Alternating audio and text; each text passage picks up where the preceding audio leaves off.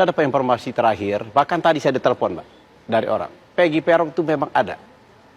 Dia termasuk dalam geng motor. Ini menurut informasi. Nah seperti ini, informasi seperti ini dikejar. Tapi mereka bilang, kalau geng motor ini mereka ini kuat juga Mbak. Apa namanya, jiwa ininya, jiwa korsanya apa nama istilahnya. Dia nggak bakal menceritakan. Tapi informasinya ada, memang ada. Berkas perkara atas nama tersangka PS telah dikembalikan kepada teman-teman penyidik dan telah diterima oleh teman-teman penyidik pada hari Selasa kemarin. Saya prediksi saya 99% apa yang disampaikan oleh pemohon ini akan diterima oleh hakim gitu. Bersumber dari Rudiana nama-nama itu. Rudiana bersumber dari siapa? Bersumber dari Aep. Itu Aep nggak ngaku bahwa nggak bawa perempuan. Aep ternyata nggak ngaku terus. Ternyata diperiksa sama anak-anak ada perempuan di dalam WC tuh.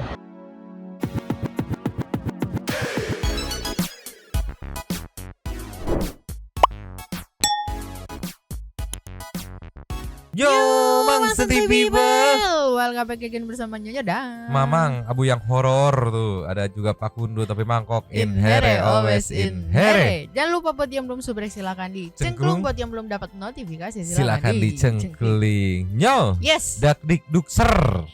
Hamin satu menjelang pra peradilan atau putusan pra peradilan Peggy Setiawan ya. Di mana akan diputus besok.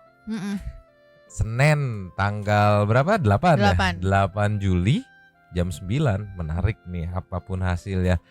Ada info yang bakal disampaikan. Yang pertama ini, kali ini mau ngasih info bahwa ternyata kejaksaan atau pihak Kejaksaan Jawa Barat itu sudah mengembalikan berkas Peggy Setiawan yang kedua kalinya.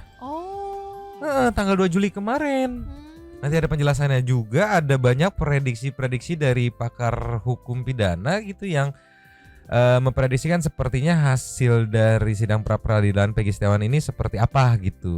Dan juga yang menarik ini ada kelakuan aib yang dibongkar sama ya bisa dibilang tetangga setempatnya ya pada saat di Cirebon ya. Sebagai tukang nasi kuning yang sering atau mengenal aib gitu. Ada juga beberapa momen lain, kita meluncur dulu. Nio, langsung dari Kompas 18 jam yang lalu. Jadi katanya berkas Peggy itu sudah dikembalikan 2 kali oleh pihak kejaksaan ke pihak Polda Jabar gitu. Kayak gimana detailnya ciki-ciki wow. Play. Saudara kuasa hukum Peggy Setiawan mengklaim bahwa kejaksaan mengembalikan lagi berkas perkara Peggy ke Polda Jawa Barat. Menurut kuasa hukum, pengembalian 2 kali berkas menunjukkan kelemahan bukti dalam penetapan Peggy sebagai tersangka pembunuhan Vina dan Eki. Kuasa hukum Peggy, Sugiani Iriani, menunjukkan surat keterangan dari Kejati Jawa Barat soal pengembalian kedua berkas perkara Peggy ke Polda Jawa Barat. Dengan pengembalian 2 kali ini, Sugianti meyakini proses penetapan Peggy Setiawan sebagai tersangka kasus Vina dan Eki kurang bukti dan tidak sesuai prosedur. Karena itu, ia meyakini hakim dalam putusan sidang pra-peradilan Senin pekan depan pun akan membebaskan Peggy. Berarti ada 2 kali pengembalian karena di sini ada 2 surat yang pemberitahuan kepada Polda Jabar, yang satu masih P18 yang 24 Juni 2024. Ya kalau menurut kita jangan memaksakan karena memang dari kemarin juga pas pra peradilan, kenapa kita mengajukan pra peradilan karena memang penetapan tersangkanya tidak sah, kurang. Kemudian di pra peradilan juga kita menyatakan bahwa penggeledahan, penyitaan itu tidak sah. Pada 2 Juli lalu, Saudara, Kejaksaan Tinggi Jawa Barat mengembalikan berkas perkara Peggy Setiawan, tersangka kasus pembunuhan Vina dan Eki, kepada penyidik Dirkrimum Polda Jawa Barat. Seluruh berkas perkara yang diajukan penyidik Dirkrimum Polda Jawa Barat dikembalikan 100% atau dengan istilah lain yakni P19. Penyidik Dirkrimum punya waktu 2 minggu sejak berkas dikembalikan untuk melengkapi berkas.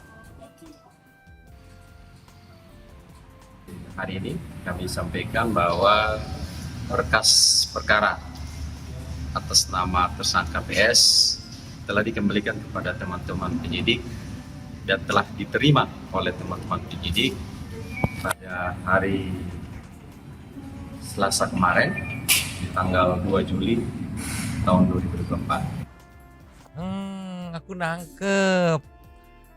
Kemungkinan yang pertama yang 24 itu, tanggal 24 itu surat pemberitahuannya bahwa berkas dilengkap. Nah, yang 2 Juli ini full semuanya dikembalikan gitu. Iya. Karena pada saat yang tanggal berapa 24 itu berapa hari 26-nya ya kalau nggak salah ya Mang ya. Itu kan bilang memang ada kurang gitu kan, tapi belum dikembalikan katanya. Karena masih kan dilakukan penelitian gitu ya.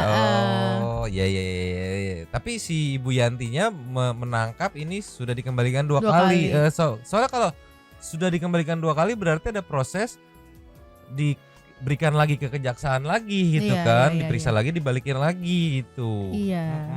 Tapi ini sini juga yang aku tangkap ya pihak kejaksaan juga nggak mau terlalu terburu-buru ya. Kayaknya lebih memilih untuk ya udah emang belum lengkap gitu ya, mungkin bisa sekalian nunggu hasil pra peradilan besok gitu kan putusannya gitu.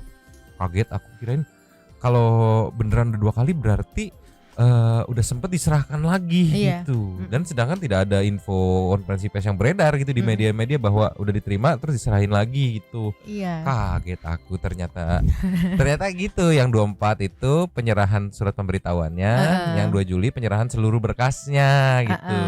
Tadet aku mamang tadet.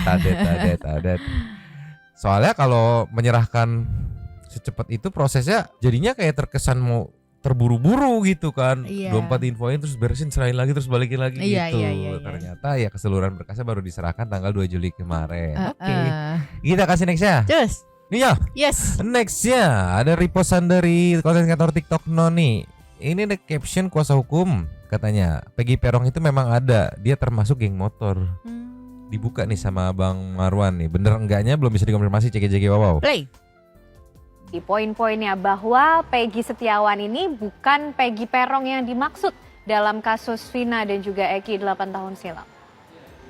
Keyakinan Mbak ya, tadi saya bilang tadi ciri-cirinya udah berbeda, usianya berbeda, alamatnya berbeda, semuanya berbeda Mbak. Dan yang bernama Peggy Setiawan, Peggy itu banyak. Ini kan Peggy Peron.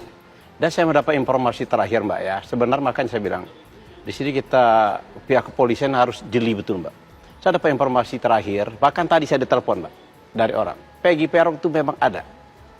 Dia termasuk dalam geng motor. Ini menurut informasi.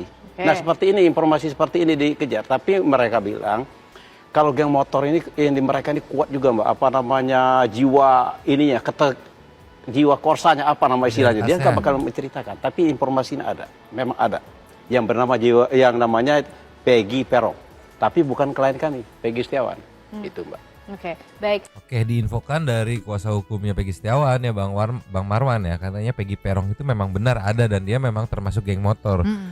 Benar tidaknya belum bisa dikonfirmasi karena kan itu masih satu informasi yang masuk ke Bang Marwan ya gitu ya. Seenggaknya itu mungkin bisa jadi petunjuk buat pihak kepolisian gitu, menyelidiki gitu. Bisa lihat kayak Bang Marwan emang kayak gimana informasinya, mana sini biar saya selidiki gitu ibaratnya kan. Jadi bekerja sama Terus juga ini ada statement yang menarik dari Bang Marwan nih meluncur. Nih ya, kesiapan tim kuasa hukum Peggy Setiawan menghadapi putusan sidang pra peradilan nanti besok. Dikabulkan tidak, mereka tetap siap. Ini ada sedikit penjelasan ceki wow. Play. Makanya apa sampaikan Pak Arianto, kita lihat nanti hari Senin. Apapun putusan dari pengadilan, kemarin kami dikumpulin oleh ketua kami Ibu Sugianti.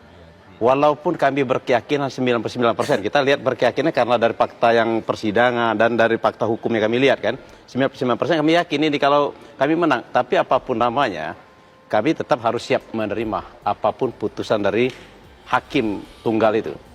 Nah, paling-paling kita mempersiapkan langkah ke depannya. Oke, percaya diri tapi siap menerima. Harus siap. Apapun putusan pengadilan harus siap kita terima. Yes, itu bijak sih menurut aku. Karena nggak menutup mata kalau misalnya menyiapkan segala kemungkinan gitu loh. Kalau misalnya ya yakin menang, ya yakin. Tapi gimana nanti kalau misalnya nggak menang? Ya nggak tahu. Yang kita pasti menang, nggak kayak gitu. Yakin tapi tetap yang akhirnya itu mempersiapkan juga kemungkinan terburuknya.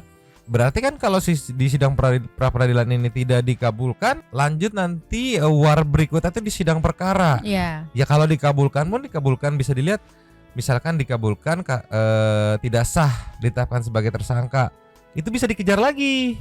Dicari bukti yang sah, dikejar lagi si Peggy yang ini. Kecuali dikabulkannya tuh bahwa salah orang. Kalau salah orang ya harus cari orang lain gitu. Kalau benar orangnya tapi tidak sah penangkapannya, bisa dikejar lagi kemungkinan. Semalam aku nonton di TV One tuh ada salah satu pakar yang menjelaskan kemungkinan seperti itu. Ada kemungkinannya bisa pure lepas atau ya udah lepas dulu nanti dikejar lagi tetap. Nanti kita play juga deh. Semoga masih ada ya. Oke. Sekarang kita ke nextnya. Just. Nio. Yes. Nextnya di repost sama Waras Nalar ini ada sedikit bincang di Kompas TV dengan Pak Susno, idola Ceki wow. Play. Di awal seingat sekali Anda pernah menyayangkan langkah Polda Jabar menghapus nama 2 DPO menyebutnya sebagai fiktif. Apa tanggapan Anda ketika 2 nama ini justru muncul lagi di sidang pra-peradilan? Nah, inilah menunjukkan konsekuenan ya. Konsisten. Pertama fiktif. Kalau fiktif berarti Peggy yang ditangkap sekarang juga fiktif gitu. Karena proses pembuatan DPO, terbitnya DPO 3 orang itu sama. Nah, kalau fiktif semua, maka jangan-jangan terdakwa yang sudah dihukum itu fiktif. Kalau semua fiktif, berarti perkara ini juga fiktif. Nah, ini yang sangat disayangkan. Mengapa? Sedangkan yang dipakai untuk menangkap Peggy yang sekarang masuk itu adalah putusan pengadilan salah satunya. Nah, kok putusan pengadilan di sini dipakai, kemudian untuk pihak itu difiktifkan. Sekarang dalam pra-peradilan kok dihidupkan lagi gitu, kok ada gitu. Nah, ini membuat hukum ini seolah-olah mainan. Padahal ini kan hukum ya. Untuk menghukum orang itu berdasarkan hukum acara dan hukum formil dan hukum material yang masih berlaku. Putusan pengadilan juga mempunyai kekuatan hukum. Sekarang sudah punya kekuatan hukum tetap. Tapi kok dengan gampangnya dihilangkan. Ini sangat disayangkan. Tapi Pak Susno, ini seberapa wajar sih sebenarnya dilakukan ketika nama dihapus dari daftar DPO, kemudian ada dalih bahwa kalau ada alat bukti baru nanti yang mengarah ke sana baru akan kembali dikejar dan kembali lagi muncul di pra-peradilan. Seberapa sering, seberapa lumrah ini terjadi?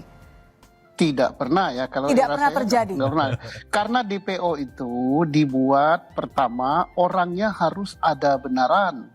Berdasarkan keterangan dari para saksi, keterangan dari tersangka lainnya, kalau ini dilakukan bersama-sama, setelah itu dicatat namanya, identitasnya siapa, tanggal lahirnya berapa, aliasnya berapa, anaknya siapa, artinya bapaknya siapa, rumus sidik jari yang bagaimana, pekerjaannya bagaimana, alamatnya bagaimana, ciri-cirinya bagaimana. Langsung didatangi ke alamat. 2 kali didatangi diberi panggilan, itu semua tidak diindahkan baru dibuat DPO. Nah sekarang kok ujuk-ujuk DPO itu nggak bisa. Nah jadi saya nggak tahu apakah itu muncul dari hakim apa, tapi nggak mungkin hakim munculkan, pasti itu datangnya dari berita acara. Berita acara itu datangnya dari mana? Ternyata berita acara itu bersumber, kalau saya baca bukunya, saya udah baca berita acaranya. Bersumber dari Rudiana, nama-nama itu. Rudiana bersumber dari siapa? Bersumber dari Aib. Nah, kok didengar? Nah, anehnya Aib itu dan Rudiana tidak dihadirkan dalam pra-peradilan. Bukan, dalam pengadilan. Yang 2016 pertama ya? Iya, tidak lahir. Padahal dia bukan orang yang mau meninggal, bukan orang yang karena kedudukannya sangat penting sehingga nggak mungkin dihadirkan di sidang. Maka itu aneh ya, hakim bisa menerima berita acara saksi itu di bawah sumpah, agak aneh. Mestinya nggak boleh. Baca dulu UHAP itu, yang boleh tidak hadir di sidang itu siapa saja. Bukan orang seperti Aib, seperti Rudiana gitu. Kok enak benar gitu. Jadi kalau semuanya terasa begitu janggal, Pak Susno, menurut Anda apa yang sebenarnya terjadi? Kok bisa sampai publik tentu akan meragukan ya, artinya ya prosedur penetapan DPO, prosedur kemudian pemanggilan, pembuatan berita acara, keseluruhan kasus ini menjadi pertanyaan. Menurut Anda apa yang sebenarnya terjadi? Iya, semua alat bukti juga ya dalam peradilan tidak didukung bukti saintifik. Yang ngomong bukan saya ya. Kalau saya fakta ya, sebagai mantan Kabaris Krim, mantan penyidik 36 tahun, ya memang nggak ada yang namanya kajian saintifik itu nol, nggak ada. Tapi Kapolri ngomong kan dalam pidato Dias Natalis PPK yang dibacakan oleh Wakapolri baru saja berapa minggu yang lalu. Dia katakan Cirebon, kasus Cirebon ini, kasus Vina ini dan Eki ini tidak ada crime scientific investigation, bukti forensik nggak ada. Anehnya oleh jaksa diterima. Dan super aneh lagi oleh hakim tingkat pengadilan negeri, tingkat pertama, tingkat banding, tingkat kasasi kok diterima. Padahal ancaman hukuman maksimalnya adalah hukuman mati. Di awal itu yang AF itu kan jadi pertanyaan di awal, termasuk kalau nonton tuh kontennya Diskursus.net dari Bang Reza pun ya menanyakan ya sepenting apa sih ini orang saksi mahkota tapi tidak bisa hadir gitu. 8 tahun menghilang terus kucuk di pinggir jalan, ada videonya lagi diwawancarai, ya kan kontradiksi banget. Di satu sisi nggak bisa hadir karena demi keamanan katanya segala macam, sepenting apa. Terus di pinggir jalan, oh iya smash pink, tahu, oh iya apal bener saya gitu. Iya itu. Men Aep. Yang jadi pertanyaan kenapa nggak dihadirkan tapi kesaksiannya dipakai buat mutus gitu masalahnya kan. Dan diputus lagi. Iya. Makanya ini Pak Susno nih kayak bilang ya yang bermasalah ya bukan penyidiknya pada doang. saat itu ya. Pada saat 2016 ya. Buktinya ini kalau misalnya bermasalah di penyidiknya doang ya nggak akan tembus ke jaksanya. Ini Pak Susno fair play dia. Jadi memang sekarang ini agak kasihannya tuh karena netizen menyorot, amarah netizen itu semuanya menyorot ke pihak kepolisian yang bertugas pada 2016 lalu gitu. Ya karena ya mau nggak mau ya mungkin sejak ke blow up-nya lagi kasus ini ya mau nggak mau yang speak up pihak kepolisian, pihak kejaksaan yang pada saat 2016 lalu nggak ada yang speak up sampai sekarang kan, pihak hakimnya yang bertugas 2016 lalu nggak ada yang speak up.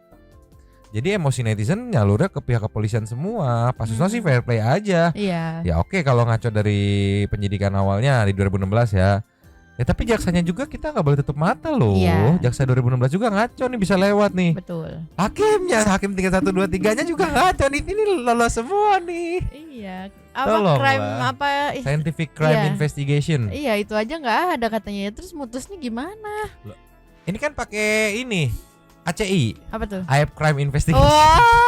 Pusing aku resah sama AEP. Terus yang 2 DPO juga jadi sorotan banget sama Pak Susno dan memang bener. Akhirnya ini nanti kita play ya. Pihak kuasa hukum keluarga Vina maju lagi. Karena mempertanyakan waktu awalnya kan pada saat press release terus kan yang bawa Peggy itu kan ditetapkan bahwa fiktif gitu kan. Ya udah dari pihak kuasa hukum ya dari 3 DPO kan pihak kuasa hukum Vina kan mintanya 3 DPO udah tangkap nih gitu. 3 yang 2 fiktif, yang 1 Peggy lagi diproses, ya udah nunggu gitu. Elah dibacain di pra-peradilan yang minta lagi nih meluncur. Cus. Nih Nyo. Yes. Bener-bener nih ibarat kalau di percaturan sih strateginya anjir udah kekunci nih gimana nih. Di repost sama Noni ada caption kuasa hukum Vina Cirebon minta polisi segera tangkap 2 DPO CKJG wow. Play. Kami sebagai tim kuasa hukum itu kan tetap mempertanyakan kepada pihak kepolisian karena dari 3 terduga DPO itu sudah jelas perannya masing-masing, ini gimana, yang lain seperti apa. Karena kalau misalkan tiba-tiba dianggap fiktif, berarti kan semua amar putusan, semua putusan-putusan dari pengadilan, dari pihak kepolisian sendiri pun kan semua berarti kan harus berubah. Jadi yang itu kita pertanyakan dan juga yang kita perhatikan kemarin di sidang yang kedua kalau nggak salah itu kan memang dari pihak tim kuasa hukum Polda Jabar itu kan menyebutkan kembali peran mereka masing-masing gitu. Jadi itu kan memang menurut kita agak bersinggungan. Jadi kok saling bertolak belakang gitu kan. Jadi kita tetap mengikuti persidangan ini. Semoga nanti juga majelis hakim juga bisa lebih berada di tengah. Jadi kita bisa mengetahui apakah itu memang Peggy yang dimaksud atau bukan Peggy yang dimaksud. Jadi tapi kalau misalkan bukan ya tolong dibebaskan. Kalau memang iya gitu kan ya tetap harus dicari yang 2 terduga DPO ini gitu kan. Karena dari pihak Polda Jabar sendiri kuasa hukumnya itu kan menyebutkan lagi gitu kan. Jadi sebetulnya mana yang benar gitu. Tidak konsisten berarti ya Pak? Iya, tidak konsisten. Dari awal disebutkan fiktif, tapi kemarin di persidangan disebutkan kembali, berarti itu lengkap dengan peran-perannya ya? Iya, yang seperti saya bilang tadi, itu kan semua ada perannya masing-masing. Nah kalau misalkan ini dihilangkan, lantas yang dibonceng motor ini siapa, yang memulai siapa, itu kan harus jelas. Jadi itu yang memang sampai sekarang itu kita pertanyakan, kemana yang 2 terduga DPO yang dianggap fiktif itu. Iya, dari awal kan tim Hotman 911 waktu itu Bang Hotman Paris juga bilang gitu kan, kasus ini hanya sekarang berfokus ke Peggy, tapi tidak mengindahkan 2 terduga DPO yang dianggap fiktif gitu kan. Jadi kalau kita melihat di kasus ini, kalau terus hanya di Peggy, nanti kan hanya 2 kemungkinan, antara Peggy itu ditetapkan sebagai tersangka atau dibebaskan, kan hanya 2 itu. Setelah itu masuk ke pengadilan, ya kasus kan dianggap selesai tanpa kita tahu kemana yang 2 terduga DPO itu kan yang harus jadi bagian yang dipertanyakan. Dan saya juga lihat dari kuasa hukum Peggy juga mempertanyakan, tapi kan memang dari pihak saksi ahli yang dihadirkan Polda Jabar kan juga seolah-olah membelokkan setiap ada pertanyaan kemana 2 terduga DPO. Kami sebagai tim ini sih bergantung sama staminanya netizen sih. Begitu misalkan Peggy, kalau misalkan nih besok ditolak nih kan, berarti lanjut ke sidang perkara, nanti dikawal sampai sidang perkara, misalkan terbukti salah orang, udah selesai itu kan sidang Peggy itu. Nah netizen sanggup nggak mengawal PK yang akan diajukan oleh ini tim kuasa hukum para terpidana di dalam gitu. Iya. Kalau sanggup dikawal, kawal sampai beres. Misalkan yang PK itu ternyata benar, tidak terbukti gitu. Nah sanggup nggak ngawal lagi, mencari pelaku sebenarnya? Waduh capek banget jadi netizen, sumpah. Panjang mana ini banget. udah banyak lagi yang ngantri-ngantri siap dikawal. Iya. Masalahnya kalau dikawal setengah-setengah itu nggak tembus. Harus nasional ngawal tuh biar powernya kerasa gitu. Semua per FYP-an isinya itu semua kan, yang bisa ngeblow up FYP ya cuma netizen sendiri. Betul. Makanya nih bener-bener stamina netizen terkuras banget di sini nih. Iya. Terus tadi aku sih setuju aja dengan kuasa hukumnya Vina, karena ya mereka merasa kebingungan ya, kok kayak apa ya, sederhananya mah kayak kesana tebang pilih ya di saat ayo tugas lu mana nih 3, enggak cuma 1, lo 2 lagi mana, fiktif gitu. Oke, terus yang 1 ini ternyata diragukan. Terus untuk memperkuat yang 1 ini bahwa ini enggak usah ragu sama yang 1 ini. Nih buktinya nih, ada nih tercatat sih yang 1 ini tuh berboncengan sama si fiktif A, bla bla bla. Terus ini yang 1 ini sama si fiktif B, bla bla bla. Pasusno bingung, kuasa hukum bingung, netizen bingung, si Abu bingung, semuanya bingung. Tolonglah. Iya, terus yang terkait netizen itu Mang, yang ngawal itu loh maksudnya. Itu aku lupa deh pernyataannya siapa gitu dulu ya, di kasusnya siapa aku lupa. Pokoknya ini bisa diproses ya kalau misalnya menimbulkan keresahan di masyarakat, masyarakat nggak ngerasa ini tuh nggak adil atau kayak gimana, itu baru bisa diproses lagi gitu. Makanya bener kata Mamang tadi, kalau misalnya netizennya masih kuat staminanya buat ngawal, ya pasti mungkin ya kemungkinan besar bakal terus lanjut, terus dikawal. Iya, kuncinya mah netizen ini kuat nggak stamina mengawalnya. Mohon maaf netizen, tugas berat. Kita kasih nextnya nih ya, dari Nusantara TV saat pembawa acara menanyakan prediksi Pak Bambang soal hasil peradilan ini. Pak Bambang siapa? Ceki wow. Play. Oke, Pak Bambang, menurut Anda sudah melihat mengikuti jalannya sidang pra-peradilan yang mulai dari hari Senin sampai dengan hari ini. Menurut Anda seperti apa? Relatif lancar tanpa kendala apapun? Ya, kalau melihat prosesnya relatif lancar ya. Hanya saja kalau kita melihat kesaksian-kesaksian yang dihadirkan dari termohon maupun pemohon, ini saya melihat memang banyak hal yang akan menjadi pertimbangan hakim nanti dalam memutuskan gitu loh. Dan saya prediksi 99% apa yang disampaikan oleh pemohon ini akan diterima oleh hakim gitu. Hanya 1% saja mungkin keajaiban hakim akan menentukan lain seperti itu. 1% ini bisa karena kepentingan lain, atau pertimbangan-pertimbangan non formal yang terjadi di persidangan kemarin seperti itu, Mona. Apa yang membuat Anda optimis 99% sidang ini bisa dimenangkan oleh pihak tim kuasa hukum Peggy Setiawan?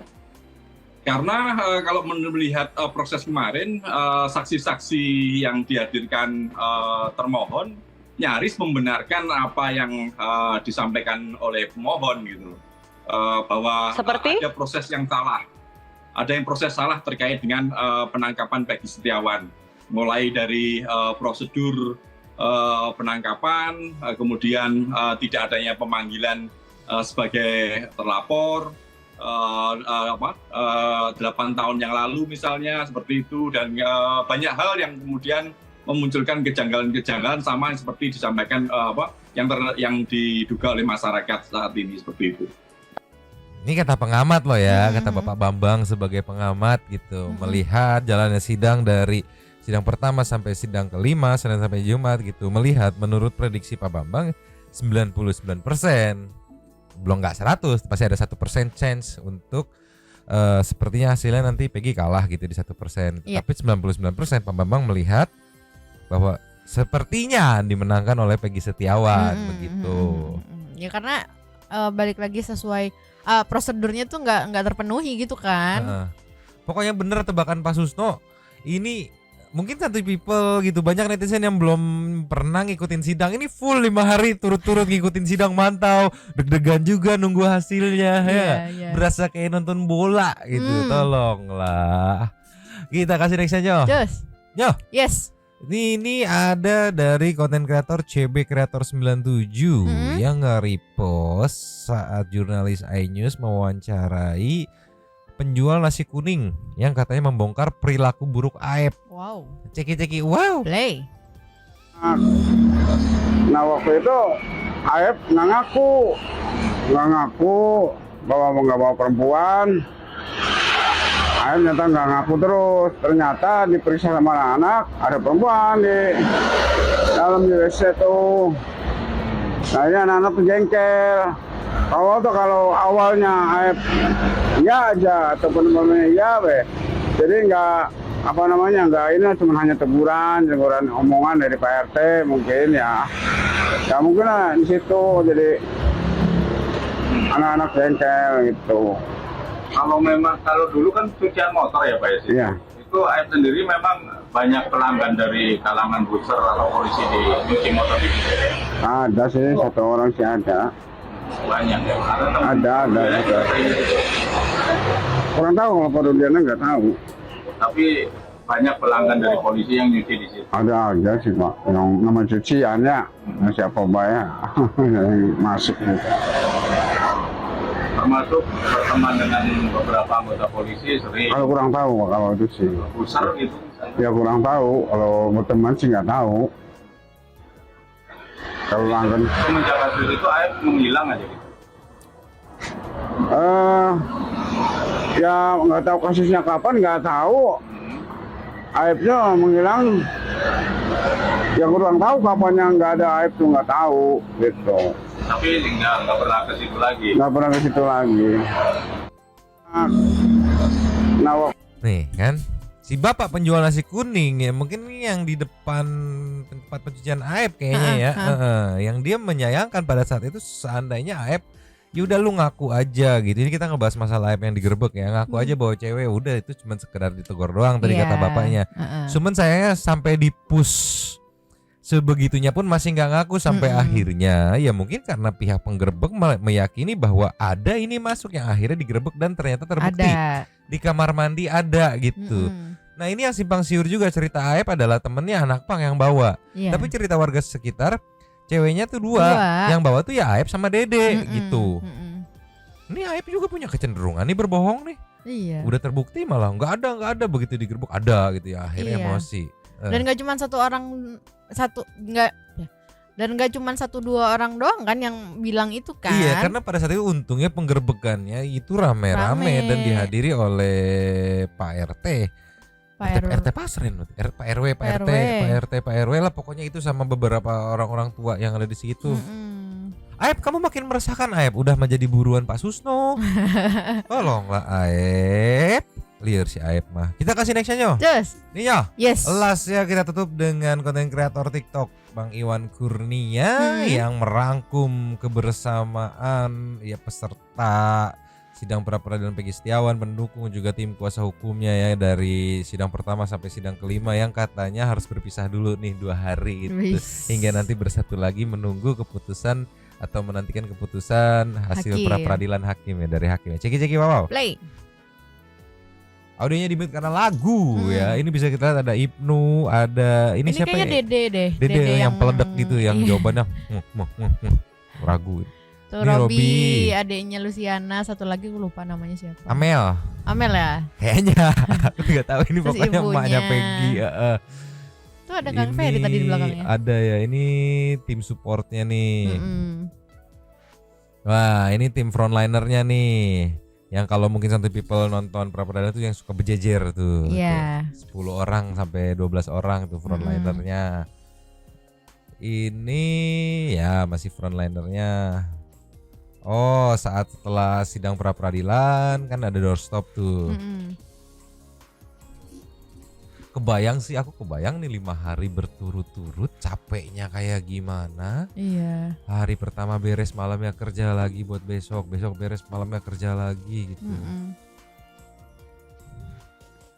Ini saat enjoy nih ya after pra peradilan. Mungkin sebat-sebat dulu ya lah ya. Ngobrol-ngobrol sebat-sebat.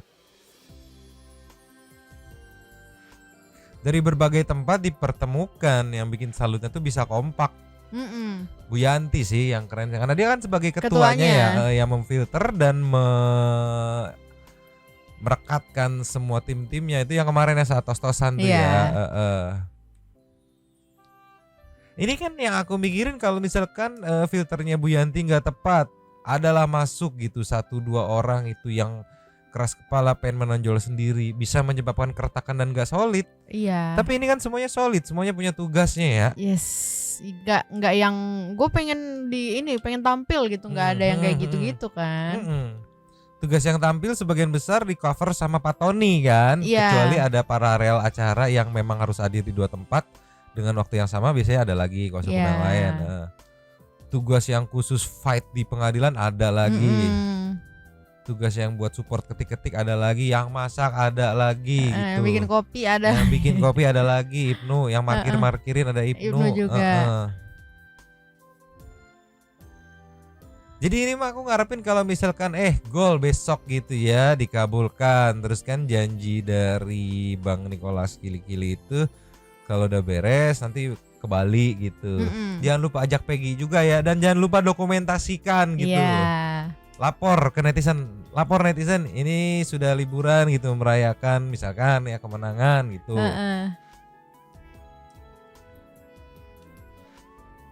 Dan yang aku salutin dari mereka itu tuh nggak pernah lupa buat say thanks to netizen.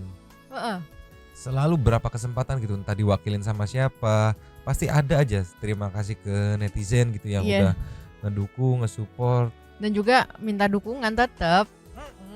Itu yang apa ya, yang nggak mereka lupa gitu ya. Balik lagi, kalau netizen nggak mau ini ke blow up nih, nggak akan ditelan. Iya. Pun judulnya muncul video, nggak akan diklik, nggak akan ditonton, nggak akan viral, nggak akan FYP. Makanya lah netizen respect, mantap. Deg-degan kan kalian? Kita juga deg-degan nunggu besok hasil putusan sidang pra peradilan Peggy Setiawan.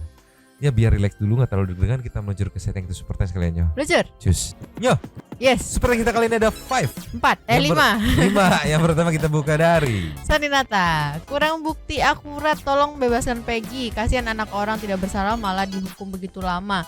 Polda Jabar nggak ada malunya ya, udah dihujat seluruh Indo masih aja keke ngeles sana sini katanya ya. Itu kata kata kakak Saninata ya. Nextnya disambut sama Yunita Channel. Ya gua hanya menduga aja, koreksi kalau salah. Gue yakin Kang Deddy ikut membiayai dengan AdSense videonya ini. Semangat Kang Deddy dan kuasa hukumnya si Peggy. Iya, kalau membiayai itu bisa dikonfirmasi karena udah diinfoin juga sama Kang Deddy ya. Ini yang dibilang itu kalau rakyat kecil berperkara itu menyita waktu dia, di mana waktu dia digunakan buat mencari pendapatan gitu. Ya buat makan sehari-hari. Cuman kalau sumbernya itu dari AdSense atau apanya belum diketahui. Nextnya dari Gak mau cobain. Iya bener banget, bebaskan Peggy. BTW kamu cantik banget, gemesin lagi. Cik, kakak Sanina tak. Nextnya dari Albe Cuaci Creativity. Numpang lapak kakak ya selalu kesini untuk lihat perkembangan kasus ini. Sehat selalu PH Peggy. Semoga bebas, buat Nyomang semangat dan lelah kawal terus. Siap. Semoga kita strong, tidak lelah kawal terus. Nextnya Edi Rompis, numpang lapak kak. 2 alat buktinya kakak, katanya kocak. Kalau foto di apit 2 cewek kok jadi alat bukti.